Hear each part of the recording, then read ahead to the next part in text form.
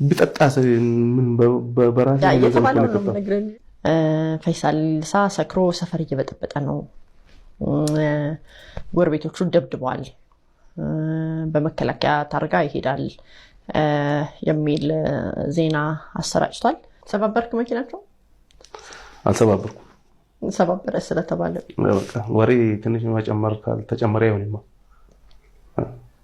ይሄ ነው ተነበር ቢጠጣስ ምን በራሱ የተባለው ነው ነግረን ያው ጨጓራ የራስ ነው ቢጠጣ ጉበቴ የራስ ነው ጨጓራ የራስ ነው እግሬ የራስ ነው ግን በሳክር እንኳን የኢትዮጵያ ውስጥ ነው በኢትዮጵያ ህግ ጥፋት ካለኝ በዚህ ይቀጣለው በሪዮ ኦሎምፒክ የማራቶን ውድድር ላይ ባሳየው ተቃውሞና በስፖርታዊ ድሎች የሚታወቀው አትሌት ፈይሳ ሌሊሳ ከትናንት በስቲያ ምሽት በአዲስ አበባ ከባድ የትራፊክ አደጋ አድርሶና ከጸጥታ አካላት ጋር በፈጠረው ግጭት ከአካባቢው መሰወሩ መነገሩ ዛሬ አነጋጋሪ ሆኗል።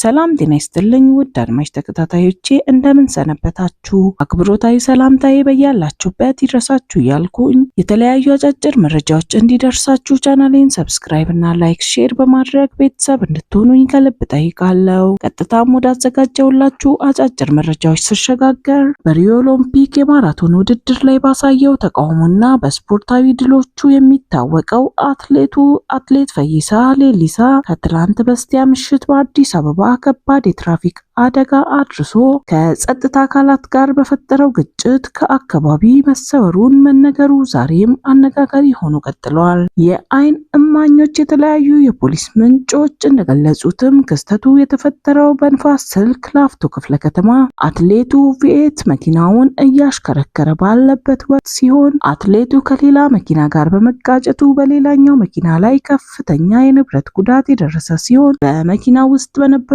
ሁለት ወጣቶች ላይ የሚያካል ጉዳት አድርሶባቸዋል። አደጋው እንደተከሰተ የአካባቢው ነዋሪዎችና የጸጥታ አካላት እርዳታን ለመስጠትና ጉዳዩን ለማጣራት በስፍራው ተገኝተው ነበር። የጸጥታ አካላት የተጎዱትን ወጣቶች ወደ ሕክምና አትሌቱን ደግሞ ወደ ፖሊስ ጣቢያ እንዲያመሩ ጥያቄ ቢያቀርቡለትም አትሌቱ ግን ከጠበቁት በተቃራኒ ምላሽ መስጠቱን ተናግረዋል። በስፍራው የነበሩ ምንጮች እንደገለጹትም ፈይሳ በፍጥነት ወደ መኪናው በማምራት የጦር መሳሪያን በማውጣት ማን እንደሆንኩኝ አታውቁኝም በሚል ዛቻ በጸጥታ ኃይሎች ላይ ሲሰነዝር እንደነበር ተገልጿል። በመጨረሻም ወደ መኪናው በመግባት ከአካባቢው በከፍተኛ ፍጥነት መሰወሩ ተነግሯል። ጉዳዩ ከትላንት ሰኞ ማለዳ ጀምሮ በማህበራዊ ሚዲያ ላይ በስፋት መነጋገሪያ ሆኗል። የአዲስ አበባ ፖሊስ አትሌቱን በቁጥጥር ስር ለማዋል እንቅስቃሴ ቢጀምርም እስካሁን እንዳልተቻለ ታውቋል። ከአንዳንድ የቅርብ ምንጮች እንደሰማነው አትሌቱ ድርጊቱን ከፈጸመ በኋላ ከሀገር ወጥቶ ሊሆን እንደሚችል ግምታቸውን እየገለጹ ይገኛሉ።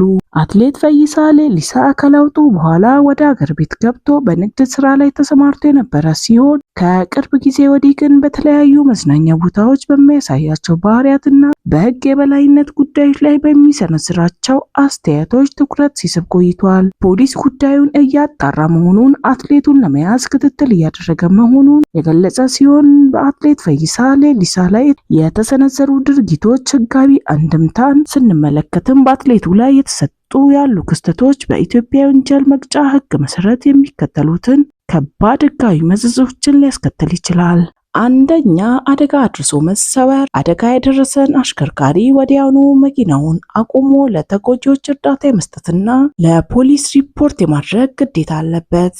ከአደጋው ስፍራ መሸሽ በሰው አካል ላይ ለደረሰ ጉዳት የሚጣለውን ቅጣት ሊያከብደው ይችላል። ሁለተኛው የጦር መሳሪያን የዛቻ ወንጀልን በተመለከተ ሲሆን በስራ ላይ ባሉ የፖሊስ አባላት ላይ መሳሪያ መምዘዝ በመንግስት ስራ ላይ እንቅፋት መፍጠርና የመንግስት ሰራተኛን ማስፈራራት በሚል አንቀጾች ያስቀጣል። የታጠቀው መሳሪያ ህጋዊ ቢሆን እንኳን ለዛቻ መጠቀም ፍቃዱን ሊያሰርዝ ይችላል። ሶስተኛውን ደግሞ ስንመለከት የፍትህ ሂደትን ማደናቀፍ ሲሆን ማን እንደሆንኩኝ አታውቁኝም የሚለው ንግግርና ከፖሊስ ማምለጥ ለተከሳሹ የሚሰጠውን የዋስትና መብት ሊያሳጣው ይችላል። አራተኛና የመጨረሻውን ስንመለከት ዓለም አቀፍ ክትትል ሲሆን አትሌቱ ሀገር ጥሎ የወጣው ለጊዜው ካልሆነና በቋሚነት ከሆነ በኢንተርፖል በኩል ዓለም አቀፍ የመያዣ ትዕዛዝ ሊወጣበትና በሌለበት የፍርድ ሂደት ሊቀጥል ይችላል። አትሌቱ ቀደም ሲል የነበረው ዝናና ለሀገር ያስገኘው ክብር በሕግ ፊት ከተጠያቂነት ነፃ ሊያደርገው